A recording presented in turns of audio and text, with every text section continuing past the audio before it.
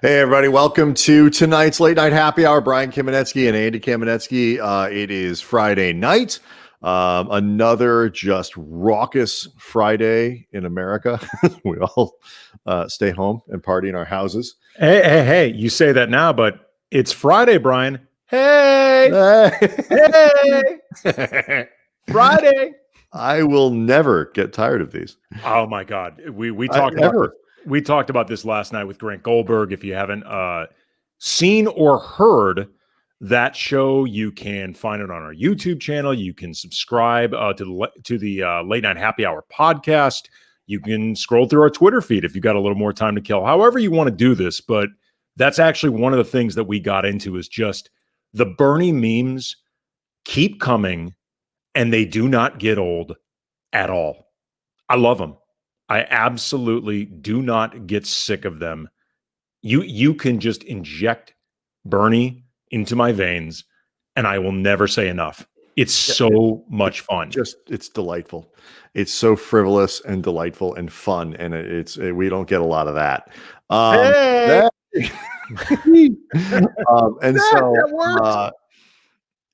that's been going on. So we were supposed to tonight welcome Andy Liu and Sam Esfandiari from the Light Years podcast, the great Blue Wire podcast. They from up in the Bay, talk a little basketball, do some other stuff with those dudes. Unfortunately, they had to cancel for tonight. We're going to reschedule them maybe for next week or the week following. So we'll get those guys back on quickly, but still plenty to talk about today. Obviously, 15th anniversary of Kobe Bryant's 81-point game, a game that Andy and I were both lucky enough to be there for.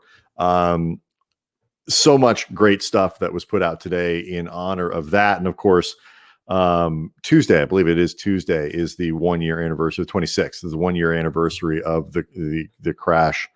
And so this week really is going to be an emotional one in LA. Yeah. And so we'll get to that. We'll get to Shaq versus Donovan Mitchell in a sec. But we want to start actually with Hank Aaron, who died today, 86 years old, just an icon and a baseball legend. He's someone, Andy, who I think, and I always think this is fascinating. He became known for one thing, the home run record, 755, breaking Babe Ruth's record in 1974 when he hit his 715th home run. To the point, in a lot of ways, I think it overshadowed, and then obviously as a civil rights icon as well. Silly as it seems, odd as it seems, like it became easy, I think, in some ways, to forget just how dominant a player he was and a presence in baseball, how dominant he was and how good he was for so long. The numbers with Hank Aaron are staggering. Yeah, I've seen a few people who really know the game. I apologize if I'm misattributing anything, but these are just very good people that I believe I heard talk about this or saw video presentation, stuff like that. Clinton Yates, Tim Kirkchin, ESPN, among others, just talking about how incredible his career was just on the field. Like forget everything else that encompassed Hank Aaron's career, which made it, incredibly memorable in ways that we are going to talk about. But just the consistency and longevity of what he achieved, as a baseball player, into his 40s, like, the stretch from broken in 1954 with Milwaukee, finished in 1976 with Milwaukee. And this was after, and this was after playing a few seasons in the Negro Leagues before baseball was beginning to integrate. And just the ability to achieve at such a high level from start to finish, it brings to mind what we're seeing right now with LeBron. Just the incredible consistency. And, I don't think baseball history to the same degree that I think, at least I know NBA history, in terms of, I am very confident in saying that what LeBron is doing right now is unprecedented. Like there is no template to figure out what he's doing. I don't know with Hank Aaron if there's anybody quite like him, but I'm very confident in saying there weren't many. The answer is Okay. no. And so, but this gets to, I'm not a baseball, I'm not Bill James, but I grew up, I love the numbers and I mean, all this kind of stuff. And I ran across this column from Jason Stark at The Athletic, who obviously, covered baseball with ESPN for years and is just a great baseball writer. And he puts into, we'll tweet it out, but he puts into this column just the context of Hank Aaron, that consistency. Here's a good one. Hank Aaron's OPS in his 20s, Andy, 947. Hank Aaron's OPS in his 30s, 948. So that's pretty good. Hank Aaron had a 161 career OPS plus.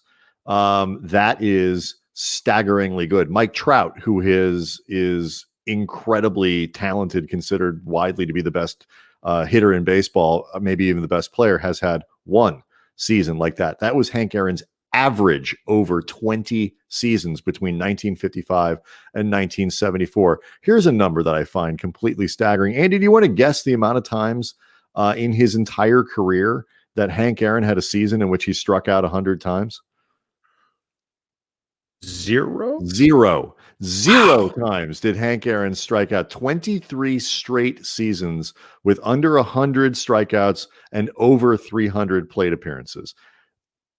I mean, and then you start adding, the number, 20 straight home seasons with under 100 strikeouts and 20 home runs. And you start piling up these numbers. He's career leader in RBIs, career leader in total bases, career leader in extra base hits, third in hits overall, second and third in games.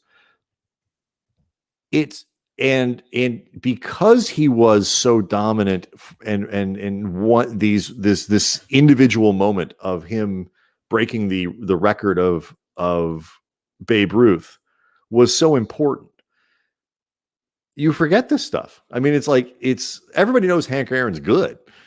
I don't think most people, myself included, just remembered how good. And that's, again, before you get to the other stuff that ultimately is even more significant. It is a fascinating dynamic that happens when a person of note becomes, no matter how impressive they are, becomes sort of noted for one thing.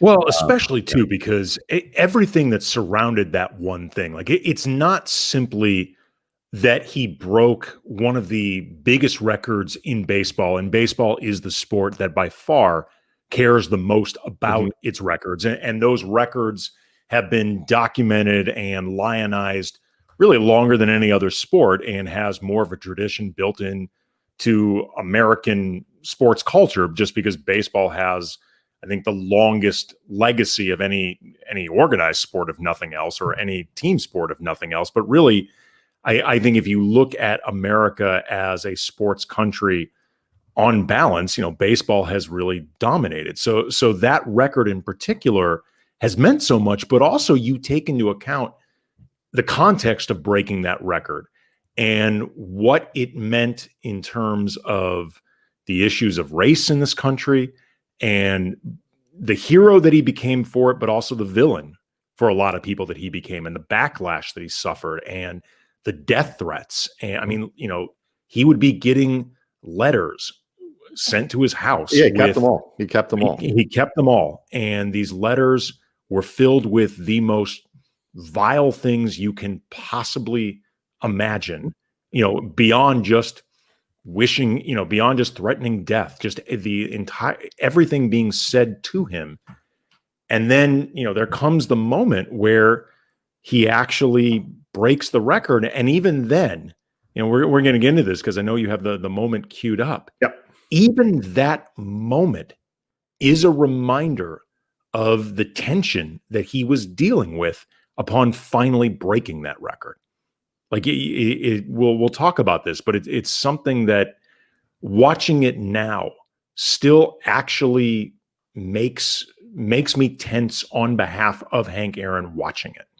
Yeah, and so let's play, because one of the things that I think is so kind of wonderful and memorable about this clip is that this moment happened against the Dodgers, and it actually is Vin Scully, the most famous, most consistently played version of this of this moment is Vin Scully's call. And so that's what we have here. So not only do you get to see Hank Aaron, you also have the great fortune that this moment was handled by someone like Vin Scully. And a standing ovation for Henry Aaron. So the confrontation for the second time. Aaron walked in the second inning. He means the tying run at the plate now. So we'll see what Downing does. Al at the belt delivers, and he's low. Ball one. And that just adds to the pressure. The crowd booing.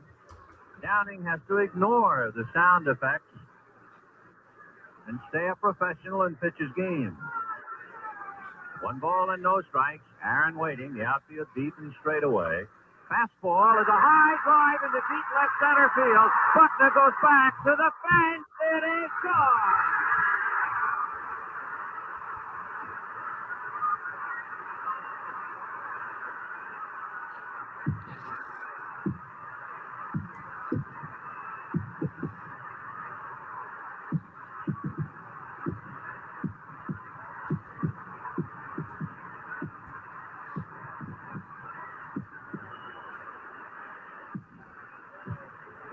Marvelous moment for baseball. What a marvelous moment for Atlanta and the state of Georgia. What a marvelous moment for the country and the world. A black man is getting a standing ovation in the Deep South for breaking a record of an all-time baseball idol. And it is a great moment for all of us, and particularly for Henry Aaron, who was met at home plate not only by every member of the Braves, but by his father and mother. He threw his arms around his father, and as he left the home plate area, his mother came running across the grass, threw her arms around his neck, kissed him for all she was worth. And so to me, there's so much in there that I think is just fascinating. And obviously, the brave moment for Hank Aaron, but also I think for Vin Scully to acknowledge the reality of that, of what was happening there. I mean, that he vocalizes the significance of a black man breaking the record in the South and getting a standing ovation of breaking that record in the South of Babe Ruth, iconic baseball hero. It needed to be said. And I'm not sure every broadcaster in 1974 would have said that. Well, especially too. I mean, 1974, you're talking about a period that had, I recognize the irony of saying this right now in this particular moment, and everything that's been experienced, over the past few years and frankly, the past couple weeks. But the racial tension in this country at that time was very high. Like, I mean, this was not even into taking account the entirety of American history, this was not a relatively easy time to make that statement. Like this was not like, say, the mid, 2010s where people were talking, about post-racial America, post Obama's president. We were definitely in racial America. Right. Exactly. I don't think I think what we've all learned is we haven't really emerged from that. But whatever it was, like this, if there's pre-racial America, during racial America, and post-racial America, that is definitely during. Yes. And there was also, this is a moment where this was not a moment where we ever even pretended otherwise. But that moment where those two white men, run onto the field at, like we talked about before, Hank Aaron breaking the record on the heels of getting literally hundreds of death threat letters alone. Forget everything else, just the letters. They had to put security around him. That moment where they run on the field, like I actually showed that to my wife today because she didn't know the significance of all this, and she didn't know Hank Aaron's history. Like she didn't actually know that he had broken Babe Ruth's record. And it reminded me yet again that every time I watch that, Brian, I feel angsty and tense, even though I know it's a happy outcome, even though I know they were running on the field because they wanted to congratulate, one of the truly great athletes of all time ever in American history.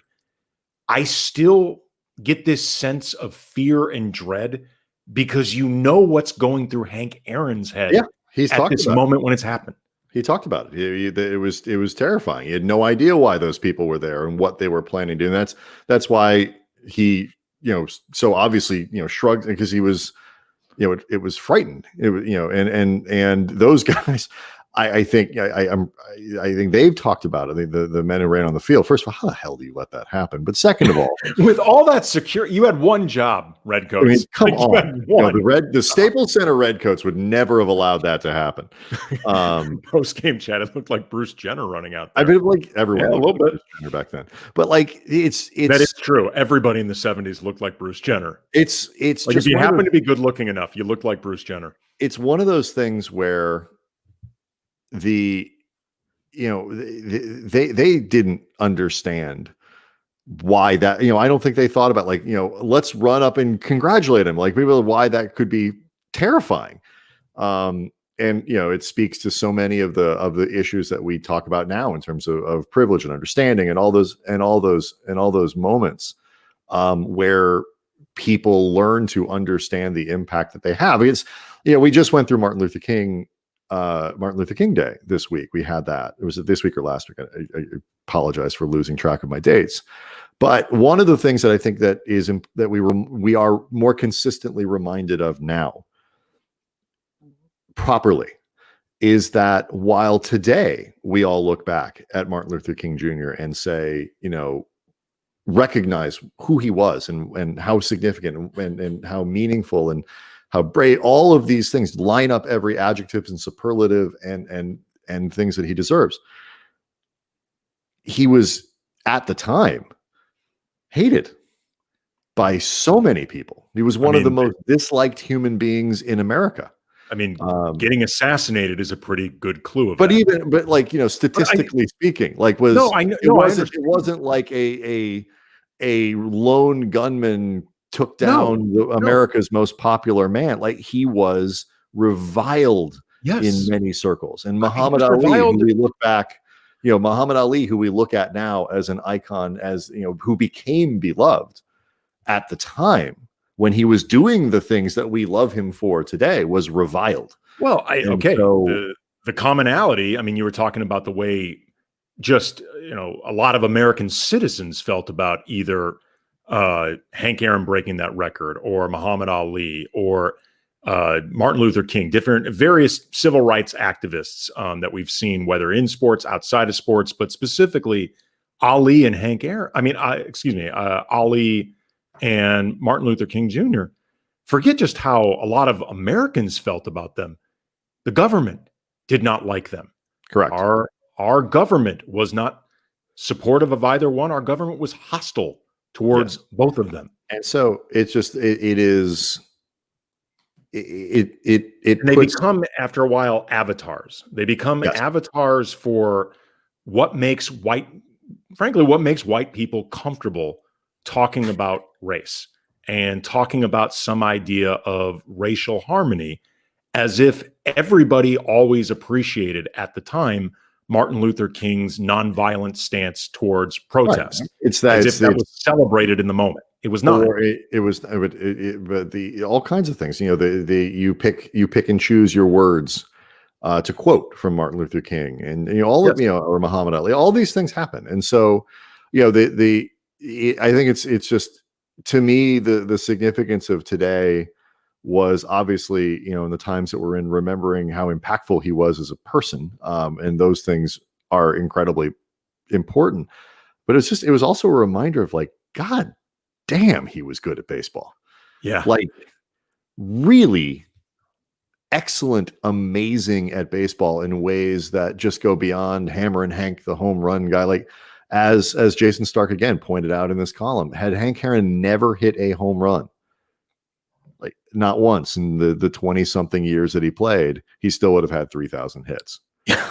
He was. It's just like that. Like, numbers like that are staggering, and baseball's a numbers game. It's funny, like, and as we start to kind of move from this into what we're going to see this week with Kobe and, talking about 81 and stuff like that. Like, you said you had you like stood in a line at an ESPN thing, like, where Hank Aaron was there. And I'll let you tell the story here in a second, but like, we've done this enough. We've been around people, occasionally spoken to them. I've interviewed Wayne Gretzky. We've both interviewed Kareem, who as we've talked about on the show, is maybe the GOAT of humans. He's just like, when you put it all together. Well, he's the GOAT of impressive human beings. Yes. Like in terms of just pure impressiveness. Yes. Kareem is the GOAT. Like, I don't know, like there aren't a lot of people who have sort of compiled the resume that Kareem has compiled. If Kareem had never picked up a basketball in his life, his career would have been noteworthy just in what he accomplished as an author. Like he would end up like Kareem Abdul-Jabbar, one of the most celebrated authors of like the mid 20th and 21st century. We'd remember him like we do Stanley Crouch, like this great, historian of jazz and logger of 20th century culture and all the, and then you add the fact that he is arguably from endpoint to endpoint the greatest basketball player who ever lived and invented the skyhook. And like, just that would have been enough, as we say on Passover, Andrew, Dayenu, just the skyhook, Dayenu, like that in itself. So like it is an amazing thing to just be sometimes in the presence of people, and you can kind of feel like, and you were saying like Hank Aaron was just like that guy. Yeah. I mean, you and I, as you said, we've encountered a lot of truly great athletes, and being around them, like even now, there will still be times where I can feel a thrill or an excitement. Like I'm not jaded to the point where I'm above that. And, there have been times where inside I geek out a little bit. Like I remember I met Tony Hawk at, I want to say the ESPYs. And, the 13-year-old in me thought that was just incredible. Like just, it's Tony Hawk. The first real sit down Q&A I ever did was for the LA Times with Kareem. And that was a very intimidating prospect to be doing that with Kareem on a lot of levels. He is so much smarter than you. Yes.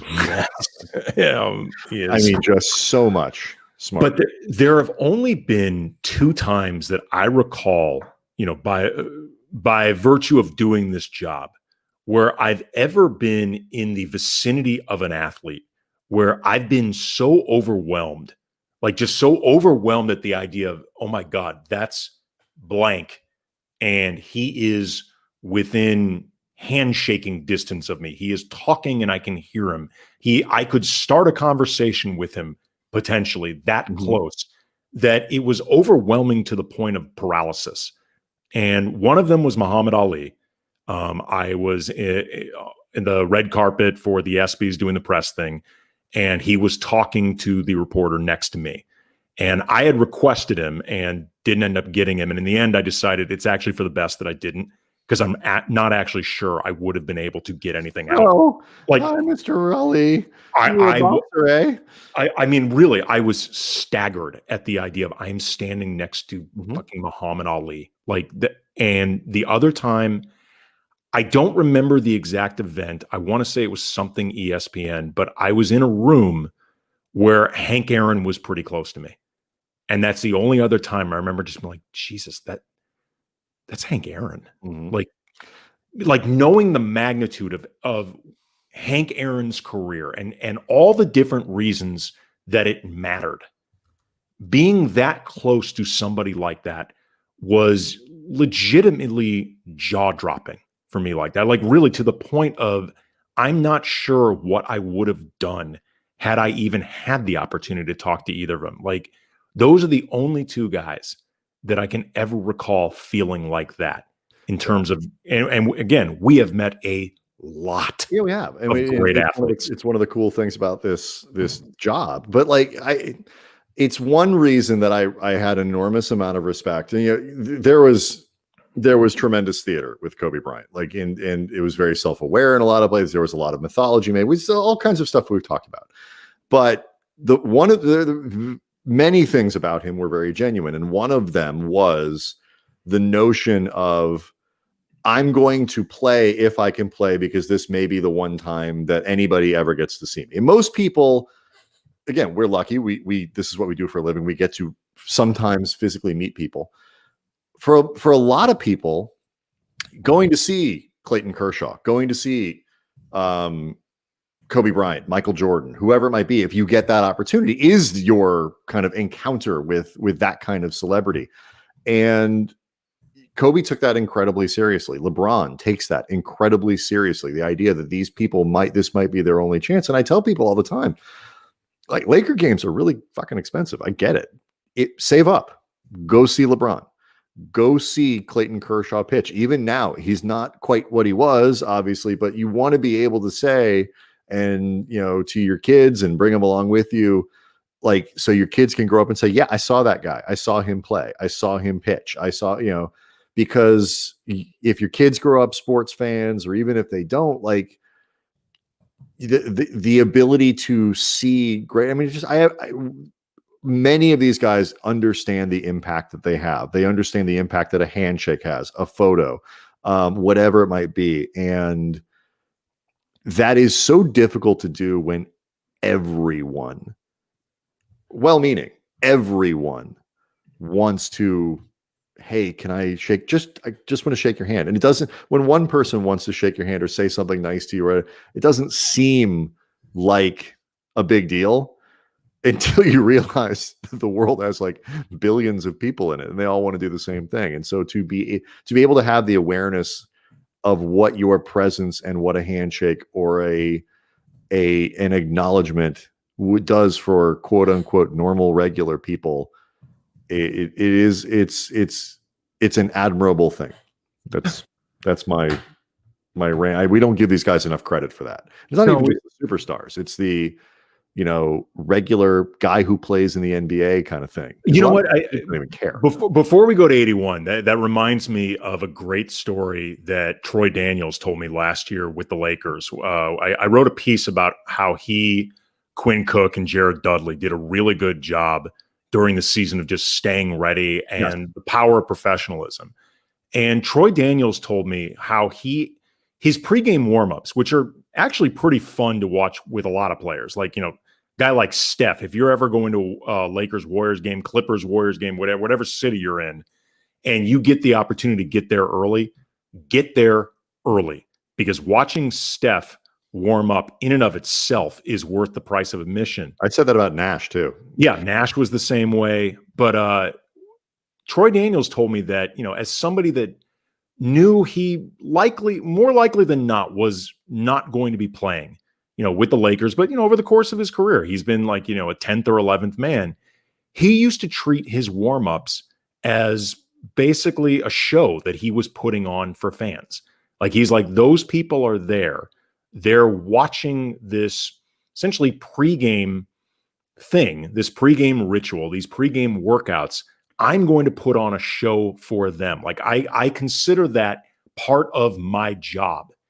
And I thought that was a really interesting way of looking at it. I've never heard another player talk about it that way before. But he was like, this is also, he also noted too that a lot of scouts watch these workouts, and it's a good way to make sure you stay employed. Sure. But he thought of it as theater for the fans. And, it's like another just awareness by these guys, recognizing what it means to be seen by a lot of fans in a lot of different ways. Yeah. And we should give these guys a little more credit. Just generally speaking, we should give them more credit for than we do as a sort of athlete watching culture. This is, I think, today is the 15th anniversary of Kobe Bryant's 81-point game. And I honestly can think of no better way to at least start that conversation than by playing this, because good God, it's fun. Galen. Oh, no. Hey, Cole, how you doing? How retirement treating you? It's great, man. It's great. Just, a little writing, a little investing. Nice.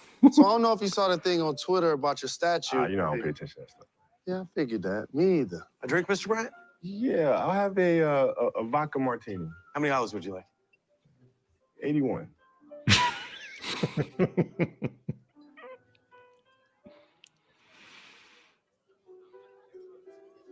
Really? Nah, man, I'm just playing. Just 2. Joke for him. He gets it. He gets it. So yeah, I love that. It's Kobe was underrated for funny. he was very good at that stuff. Kobe was legitimately funny. He's Like good at he that had shit. a really, really good sense of humor that did not get acknowledged enough because everybody understandably focused more on the Black Mama persona. And in a lot of ways, that's Who what did you do Kobe that wanted. Apple commercial with. Get out of my trailer. Oh, that was with Michael B. Jordan. Right, Michael B. Jordan. That's not your plum. That's not your. It's not your plum. That's not your plum. I mean, It's not your plum. Kobe was. Oh my God! Remember the broken ankles, the ankles insurance commercial Those that he were did for funny. his shoes, the low tops. That Yes. brilliant. I mean, that was brilliant. That was also before people were doing viral stuff. Like Kobe was ahead of the curve with recognizing the possibilities with viral.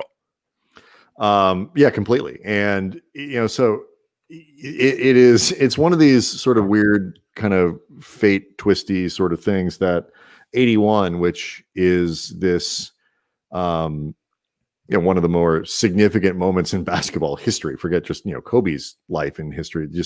And now the anniversary of that every year will be followed 4 days later, 5 days later, whatever it is, by the anniversary of his death. But 81, it's sort of the extension of the conversation, Andy, we were just having about the luck and the good fortune of happening to be somewhere when something amazing happens. 15 years ago, why were we even at that game? Do you remember? It was our job. No, but who were we? Was it who we We were were with the LA Times. We were with the Times at that point. Yeah, that was our first season covering the team for the LA Times. Fuck, we're old. All right. Well, I wasn't sure. I didn't even remember where we there for, because we would be at games for ESPN. We'd be, like there were reasons we would show up. I didn't even remember why we were there. Obviously it was our job. we didn't sneak in through like a hole in the plywood. No, but I mean, I forgot literally why you phrased the question like it was this big mystery. I'm like, did we write a post-game blog about it? Was it good? We wrote multiple. We wrote like, were they good? Did anyone read? I remember. Does anybody out there remember? I mean, shouldn't we have saved a copy of that? Like, I didn't think about it. I don't know. I mean, it's probably, I figured the internet was forever. I was going to say, you think the internet is forever. You also think at the time, we'll be, we'll be doing it forever. Yeah, I mean, whatever. But surely they'll put this post up when they induct us into the Journalism Hall of Fame. The way you phrased that, it sounded like it was a big mystery. I'm like, what were we doing? Because we didn't want to get fired. That's why we were there. God, I don't remember. I remember the post that I wrote for loitering. Yeah, I remember the post that I wrote. Yeah, for the Dodgers when we were doing the Dodger blog on Beatles Day, where I wrapped in, I believe it was 64 titles of Beatles songs into my post-game report. I remember that. I don't remember writing a single word after 81. That showed me why I am not going to be in the Journalism Hall of Fame. I actually remember a headline that you wrote, because again, we wrote a lot off 81, but I remember a headline you wrote just because it was funny, and it was Kobe Bryant and Brian Cook combined for 83 points to beat the Raptors. And they did. Yes. Truth. What's so funny, though, about 81 is our reaction at the game in real time, because in the beginning, the larger story of that game felt like the Lakers were going to shit away a game against a really shitty Raptors team. The Raptors were terrible. They were terrible. Right. And this is while they were trying to stay in the playoff picture. The Lakers at the time were only 2 games above 500, and Kobe having 26 at the half, that didn't feel like anything out of the ordinary. It just felt like another scoring display in the works that was like impressive. But given the context of the season as a whole, whether for the Lakers or for Kobe, like it didn't necessarily feel like that big of a thing. Which, by the way, stop for a second, because 26, it should be noted, 26 points at halftime is a lot. Yes. It's a lot. Go ahead. But they were down by 18 at one point in the third quarter. And I remember you and I, some point in the third quarter, both hit us at the same time. I was like, wait a minute, Didn't me or does Kobe, like even by his standards, have a lot of points in this game? I remember looking up at the the jumbotron and seeing like it's like Kobe's got a lot of points. He's got it's like something. That's like, a lot.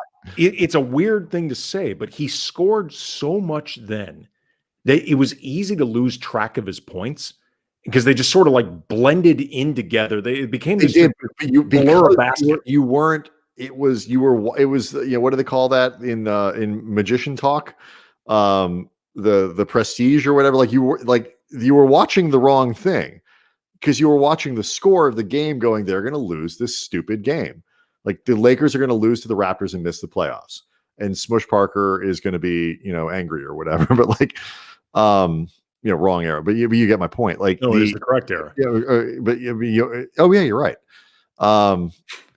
Jesus, did you pay any attention while we covered this team? Clearly not. That was the whole point of the story. But like, I can't remember what I did last, 20 minutes ago, let alone something that happened 15 years ago. But what was my point is like we were all focusing on the score of the game and the significance of what would happen if the Lakers lose. But what was really great though is that this wasn't just historic because Kobe put up the points. The Lakers needed those points to win the game. Like this wasn't about Kobe just putting on a clinic, even though he was, or Kobe, really just going after a shot, which he was. Like this was in service of a win. And I found an old NBA.com article about the game today, and it talked about how teammates and staff were asking Kobe to autograph copies of the box score. And I actually may still have my book, of all the first quarter, second quarter, third quarter, fourth quarter, halftime total. I may still have that somewhere in the house. Lawrence Tanner was telling the PA announcer for the Lakers, telling fans to save their ticket stubs. Kobe also noted 81 was the first and only professional game that his grandmother ever saw him play live, which is great fortune for her. I looked over the box score. Like I'd forgotten Kobe took 20 free throws in that game. What's crazy is that was not, forget career high. That wasn't even a season high for Kobe. Kobe had 26 against the Knicks that year. It was, and I like you go back because it was like 2 or 3 weeks before, whatever it was the Dallas game where he sat in the fourth quarter. And he probably could have had 80 points in that game and but they were winning, big, obviously when you outscore the other team, you've got a big lead going to the fourth. He's like, and he sat down and he told Brian Shaw famously, don't worry, I'll do it again. It's fine. Okay. And he did. Yes, he did. Really quick before he did. He went out like 2 weeks later and blew that record out. But I mean, it wasn't until like, you start getting to 70, it was really only those like last 8 to 10, 12 points or whatever it was of that game where you could say, okay, now they're feeding him. Now he's just, let's get to 70, 80. Who was it that, you talk about the, Kobe's grandma and the luck of it. Like, who was it that was supposed to be calling that game, but didn't? And then Billy Mack got the call. I don't remember. But Billy Mack was a substitute broadcaster. And so for that game. And so he is now part of that history and part of young journalism students, this is why, whenever anybody asks me like, what is your greatest piece of advice? Show up. It might've been Joel Myers as Roberto Jones. I think it was Joel Myers. Probably was Joel. Right. Can't believe I skipped that game. All the games being missed. It's pretty bad fortune. Bill McDonald took that's my piece of history. Bill McDonald took. Yeah. Would have actually been pretty fun to be a part of that game. We do. We should have gotten Matt Money Smith here just for this moment. Hopefully, I got a pretty good feeling that Zion's going to score 82. So I'm just going to be waiting around for that one. First of all, really quick before we get into the numbers, this was very, very funny. We're all in the press room after that game. I mean, it's packed. Like everybody and their mother is in this press room. They obviously weren't going to do this at Kobe's locker because they wouldn't have fit everyone. So we're all waiting there. And all of a sudden, Devin George strolls in and sits down at the podium and is like, any questions? Y'all waiting for me. It was very funny. But I looked over at Kobe's averages for that season. And he averaged 35 points per game, 45% from the field, almost 35% from three, 10 free throw attempts. Again, we'd seen a lot of scoring Jags, but his January splits. I remember this. This was insane. 43.4 points per game, 47% from the field, 40% from behind the arc, 13 free throw attempts per game, nearly 90% at the line. And obviously 81 bumped up those numbers, but not nearly as much as you'd think. Not as much. Here are Kobe's point totals leading up to 81 in the month of January. 48, 50, 45, 41, 27, 38, 37, 51, 37. Then afterwards, followed up 81 with a mere 30. Then got his shit together and put up 39 and 40. Was that the season that he had? Which is the season where he had like 5 40-point games in a row? Remember? I think it was that season. Was it that year? And then, I believe it was. It seemed like he was slumping when he, dropped down to 28 or whatever for a night, or whatever it was. But it is. I mean, in the words of our friend Harrison Fagan at Silver Screen and Roll, people forget Kobe Bryant was a bucket. That's actually not true. Literally nobody forgets that Kobe Bryant was a bucket. No, it was funny. I in just writing out these numbers, you realize, Brian, sometimes you take some of this stuff for granted after a while, and it clouds the way you view greatness. Not that we didn't recognize that this was greatness or that, what Kobe was doing was amazing, but at the same time, you grow numb to it on a certain level. Not to cut you, but and with Kobe, particularly at that moment, there was always 2 or 3 other things that were part of the conversation when you had that one. Yeah, absolutely. And, both of us, at times would point out the issues Kobe would have in terms of involving teammates or trust building, things like that, things that I don't think we were wrong about. Not that night, by the way. I left it alone that night. but no. But, on 81. No, not on 81. Absolutely not. I remember actually seeing a few blog comments or, hearing people on radio talking about, only on a couple assists. Shut up. Seriously. Well, it was after 60, after 60 in the, in his final game, all the people pointing out, and some of these people I consider friends, oh my God, they were Utah, they were feeding the ball. Utah wasn't playing. Shut up. This is why we can't have nice things. He's 127 years old. It's the last game that he's ever played. He looked terrible at the beginning of the game. He looked like this was going to be embarrassing.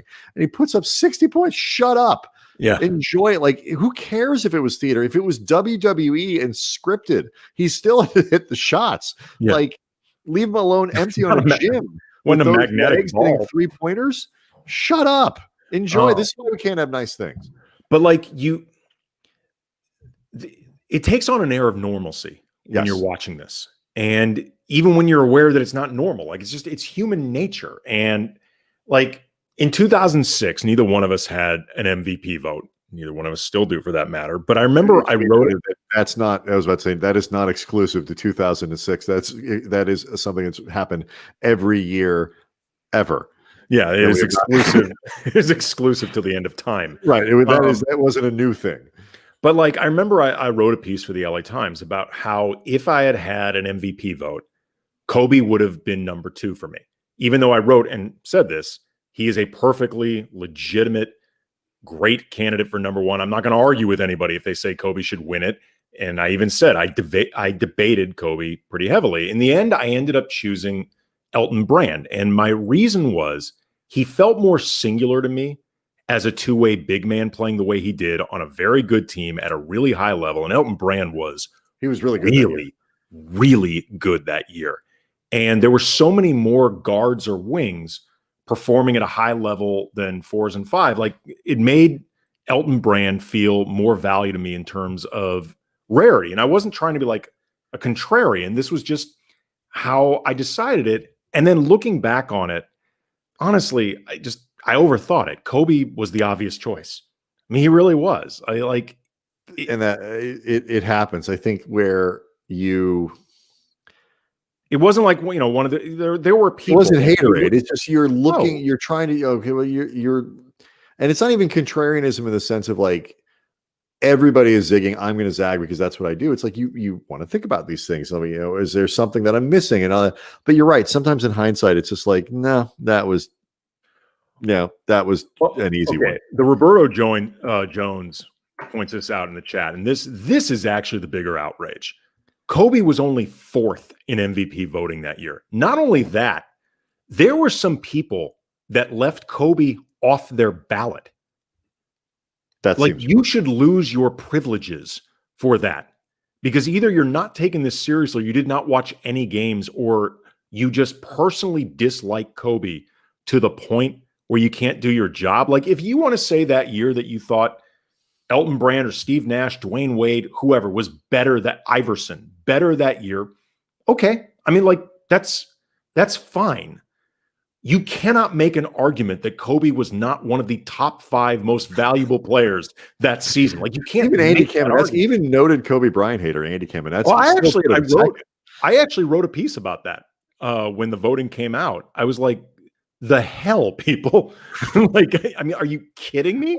This is one of the, it's always funny. Like I refuse, and you're the same way. Like I don't like list radio. I don't like, you know, whatever, but like I flat refuse to get into arguments with people who say, you know, you're disrespecting Kobe, you're disrespecting whoever it might be when you put him 5th or 8th or whatever instead of 7th or 4th or 3rd. Like, the amount of people who have played this game, it is impossible sort of definitionally to disrespect somebody by calling them the 9th best player of all time. Like, you could be wrong, but it's not really like, you know, you drop Jordan to 10th. Okay, I get it. But, you know, Kobe isn't quite in that space. And I don't think most people would agree, would disagree with that. So if I think he's 8th and you think he's 5th, like, that's not disrespect.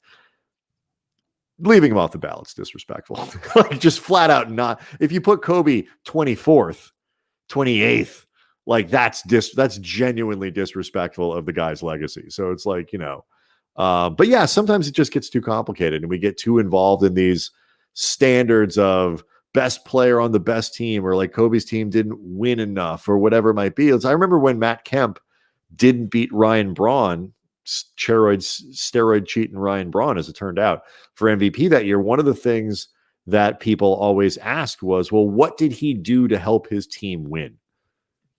And I always kept saying, well, all that stuff, like the 40 home runs, and all the shit that resulted in him getting 2nd.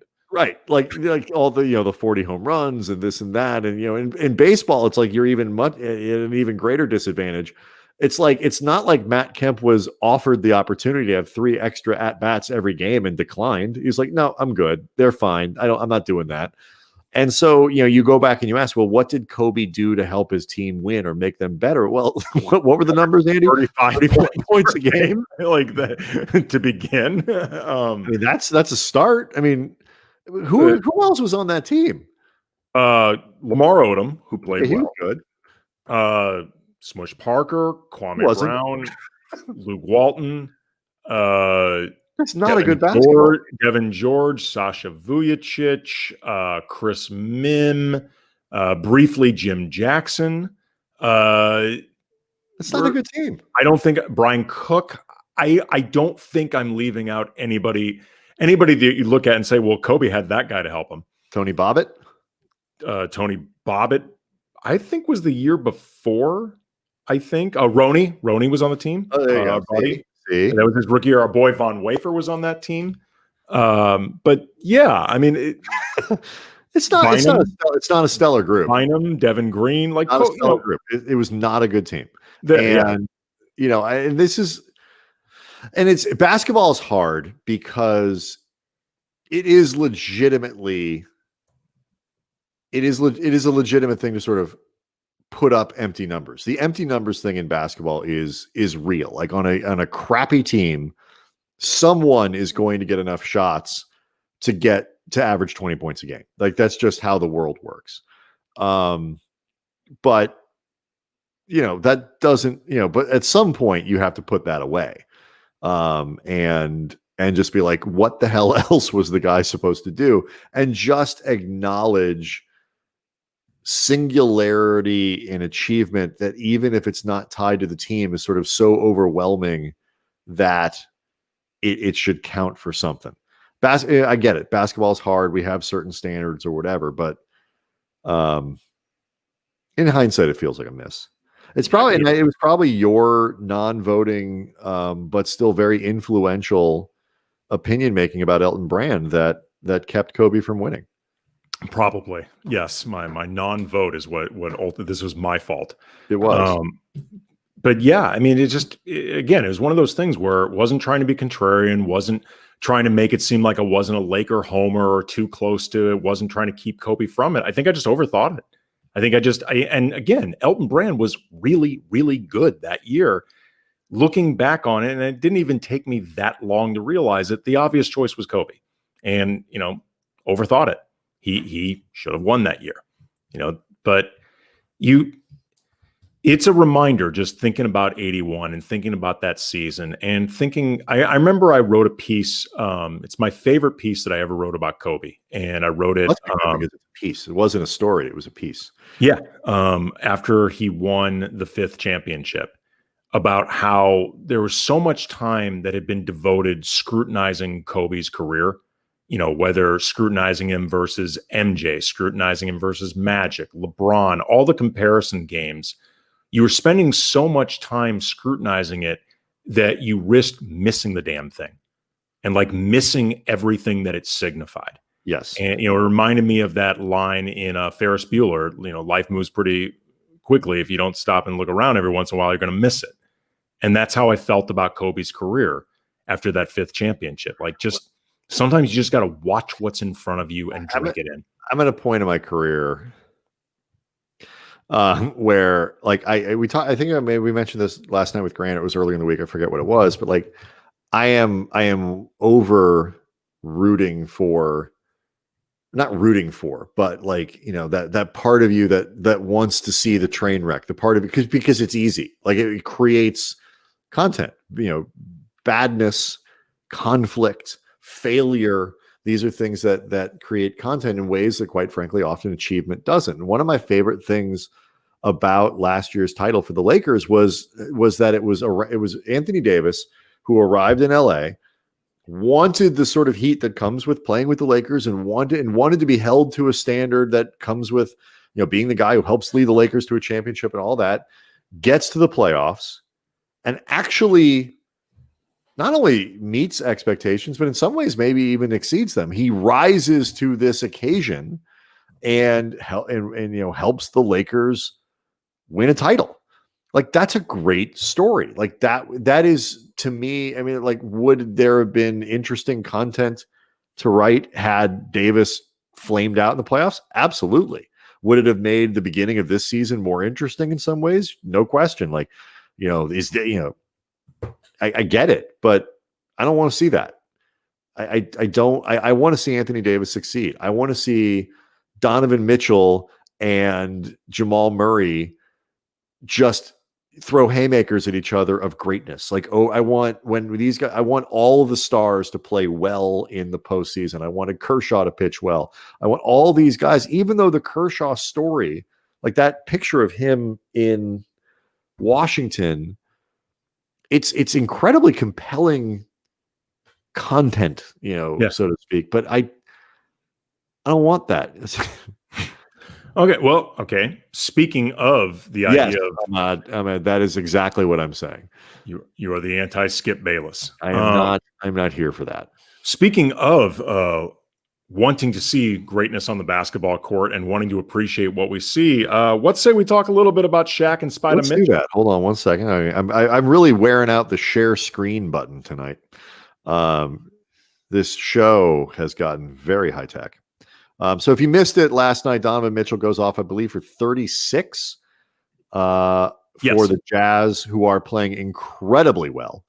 And after this was the TNT game, and after that this was one of the debates they had. It was either post game or at halftime, was whether or not Donovan Mitchell was a superstar or an all-star. Like, nobody was saying he's not good, but there is a difference. I think most people understand the difference between superstar and all-star. I mean, and sure, they went through the whole thing, and Shaq said no. They all kind of agreed the answer was no. But care what the answer is, but continue. Right. But it's important. But it frames no. why. You're setting the Shaq context. You're setting the context, and the context matters. I'm just saying, Jesus Christ, that context in and of itself is setting up for stupidity. But continue. I get it. It's that conversation didn't bother me. So this is the post game, though. After Donovan Mitchell leads the Jazz to a big win against a good team, and shows up to do his post game TNT interview. This is how it went. Part of this is Shaq. I said tonight that you are one of my favorite players, but you don't have what it takes to get to the next level. I said it on purpose. I want you to hear it. What do you have to say about that? All right. That's it. That's it? All right. That's it. Okay, cool. I mean, I want you to hear it. I've been hearing, Shaq, I've been hearing that since my rookie year. I'm just going to get better and do what I do. Good. At the end of the day. That's what I want you to hear you say. Yes, Love sir. your game, brother. Keep it up. Appreciate it. Yeah, I think, in spite of what our candid conversation, you guys are one of the top 5 players. You obviously couldn't see you playing the game. You guys are one of the top 5 teams in the league. I think that's the gist of it. Because it's funny. Kenny Smith earlier had laid out, like, here are the things I think superstars do, and they do 4 of these 6 things, and they do it every night. 4 things on that list. He's like, I think he only does 2 or 3 of those things. He's not quite there. Shaq just comes back with this shit. What was your? I saw this and I was just like, come on. I mean, look, there's in a vacuum, those comments to Donovan Mitchell could have been with purpose, if not necessarily executed the best way possible. Like, in terms of the idea of, you need to take your game to another level. I am, and Shaq is unquestionably an all-time great. These are the things that I am looking for from you as an all-time great. What? Shaquille O'Neal, all-time great. Hot takery. So I have the gravitas and authority to say this. But the way it's delivered, it sounded like he was really trying to get a reaction from Donovan Mitchell. Like, he was really just, most importantly, going after the reaction, and he seemed to lose interest in the whole thing once he didn't get the reaction. But the way he phrased, real quick there, like, what do you think he thought Donovan Mitchell was going to do there? I don't know, but I don't know what he thought was going to happen. I don't think he thought it was going to be a shrug. Like, I don't think he actually thought he wasn't planning on I. Yeah, I think he was looking for more of a reaction of some type, something more demonstrative in any direction than what he got. But what he was doing was, to some degree, putting down Donovan Mitchell for not being enough of a well-rounded player to be considered a star, or, not, I think, loosely translated, focusing on enough that isn't scoring, which, okay, maybe you can make that point. But the problem is, just a couple weeks before that, he was crapping on Rudy Gobert for the extension that he just got. And he said, you average 11 points in the NBA, you can get $200 million. This should be inspiration to all the little kids out there. That's Gobert's career averages. He was coming off a season where he had averaged 15 points on just 8 field goal attempts, also 13.5 rebounds, which Shaq conveniently left out. He also left out the 2 Defensive Player of the Year awards, the 4 all-defense teams, 3 all-NBAs. And a great nickname. Right. It is a great nickname. You can't say that Donovan Mitchell needs to be concerned about all the aspects of the game, then turn around and crap on Gobert that essentially he's not averaging enough points and not focusing enough on scoring. Like, at some point, you're just crapping on dudes for the sake of it. And Shaq just really enjoys punching down. Like, it's just his thing, or creating parameters where he can punch down. It's just something that he seems to enjoy and has for a long time.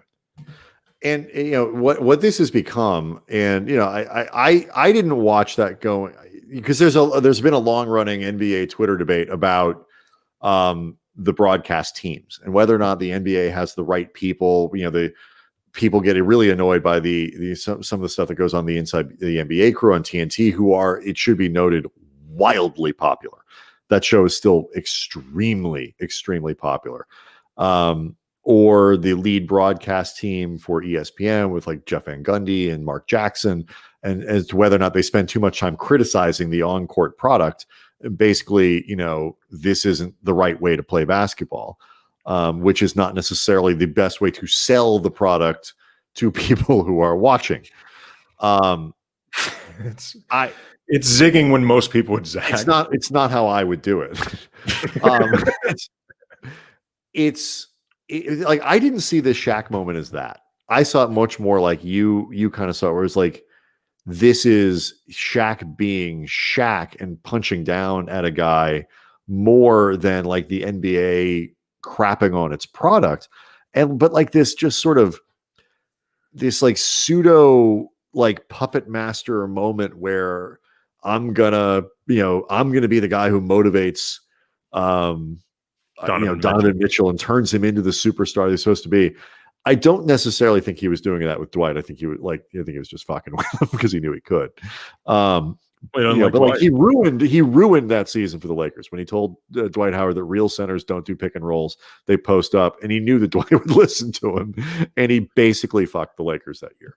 But I have never heard Steve Nash, he has a reputation deservedly as the poster boy for consummate teammates.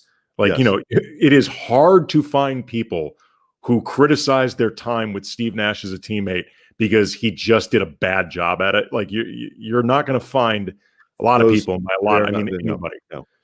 Hearing Steve Nash say in so many words, we have no idea why the guy won't run pick and roll, and it's frustrating the shit out of us. There are a lot of reasons. Striking. There are a lot of reasons to criticize Jim Buss, but the idea of we'll take maybe the greatest pick and roll point guard of all time and pair him with statistically like the best role player in the NBA, role guy in the NBA. Let's put those guys together. That'll work. Like, I don't blame him for that. No, and it was shocking to everybody. So. But like it turned into this thing about sort of NBA, the way the NBA covers itself and some of these problems. It's weird because I didn't see it like that, but it is I do think there is too much negativity. Like, I just finished talking about how like I don't want to see. I want to celebrate achievement. It's been a bad year. All this like I want to celebrate things. Donovan Mitchell scored 36 points in that game. He's playing incredibly well, and he's leading a Utah team towards the top of the conference. That's okay. You can have that conversation and still be like, hey, we were talking about it before. We think there are parts of your game that still need to be rounded out where you do this every night, 5 out of 6, whatever it is, to break into that elite level. Where do you think you where do you put yourself? Whatever, where you can make your point, but you don't. He basically made the interview about himself. Yeah, absolutely. Like, that's not your job at that point. Donovan Mitchell actually said after the game that he didn't like that the narrative afterward, through no fault of his own, became about him and him feuding, in finger quotes, with Shaq, as opposed to the way the Jazz are playing right now. It was interesting. There was a post on Instagram and Twitter by a guy, Cuffs the Legend, he's a friend of LeBron's, and it showed a picture of MJ with Kobe, like early on. It's them at the free throw line, standing next to each other before you might get the rebound. It's a classic photo. And Cuffs wrote, "Why are young players so sensitive when the OG legends give them constructive criticism? When did the respect level change?" And both Durant and LeBron chimed in the comments section. And Durant wrote, "Them old heads need to enjoy retirement. These boys have coaches they work with every day, LOL." And LeBron added, "There's a difference between constructive criticism and soft hating, though. I've seen it both ways come my way, mostly the hate. You can hear it in their delivery." Like, first of all, soft hating is a great phrase. That is fantastic. It is. Kudos to LeBron for that one. But like, I will say this as somebody who has said before that Durant can be way too consumed with what's being said about him online. He has got too big of a rabbit ears for his own good at times. But I actually agree with him here. Like, at the most base level, like, sometimes it really does feel like these older guys should just retire and kick back, because it doesn't feel like they enjoy the act of selling the product of basketball. Like their purpose for being there. Like, sometimes it just doesn't seem like that's the discernible thing you want to be doing. You were joking before, like the construct of the conversation is Donovan Mitchell an all-star or a truly elite player, and like in and of itself is kind of dumb. It is and it isn't. Like, I get it. I get what you're saying. You know, like, some of these distinctions can be kind of fine and stupid, but it does matter for whether or not Utah can really be a real title contender. Like, sure, there's a difference between Donovan Mitchell being the 10-15 versus 5-10. You are absolutely correct. And so, like, in that context, and you're only having that conversation because you see, like, well, is he or isn't he? Like, is he close? Because it matters for the Clippers whether or not Paul George is the almost MVP guy or the guy playoff. No doubt. The level of play matters. What I'm more saying is the description that you use for the level of play is irrelevant. The actual level of play matters. But it's an easy shorthand. All-star versus, first team NBA versus third team. Like, they're all good players, but there's a difference. Sure. And so, I get it. I wish, like Hank Aaron was, that more guys were kind of gracious about the young people that come and do this, because not all of them, some of them deserve criticism, and it's, sometimes criticism is constructive, and you want guys to be honest when they're broadcasting and not be cheerleaders either. Like, there is another side to that. That was Chick Hearn's whole thing. Yeah, but again, go back if you have a chance. I don't know if you can find these things, but like, Kenny Smith, who was not a star, and I think that, as people pointed out in the chat, that does kind of color the way that these guys do analysis. Framed it in a way that was like, that was constructed. That was a guy answering questions and being honest and saying why. Shaq was just being Shaq and making it about himself. All right, so fun shows coming up next week. Law Murray, the brand new beat writer for the Clippers over at The Athletic, is going to join us on Monday. Ben Taylor, who has we'll tweet this stuff out over the course of the week, has a fantastic series. LG, what is this? It's LG something on LG 35. LG 35. ELGE 35 on Twitter. You can find this stuff in his Thinking Basketball page. Just really cool series on peaks, like Kobe at his peak, Bird at his peak, Magic at his peak, who was the best, like at different things. It is fascinating stuff if you're a basketball fan. He's just a good guy to talk to. We'll have him on Tuesday. Wednesday night's gonna be a really fun show. Steve Falk and Chris Gear from You're the Worst. Great show on FX. One of the funniest shows that's been on TV in a while. They got a big charity thing coming up. We're going to talk about that and the show and all kinds of stuff. Thursday is still TBD, and then Friday it's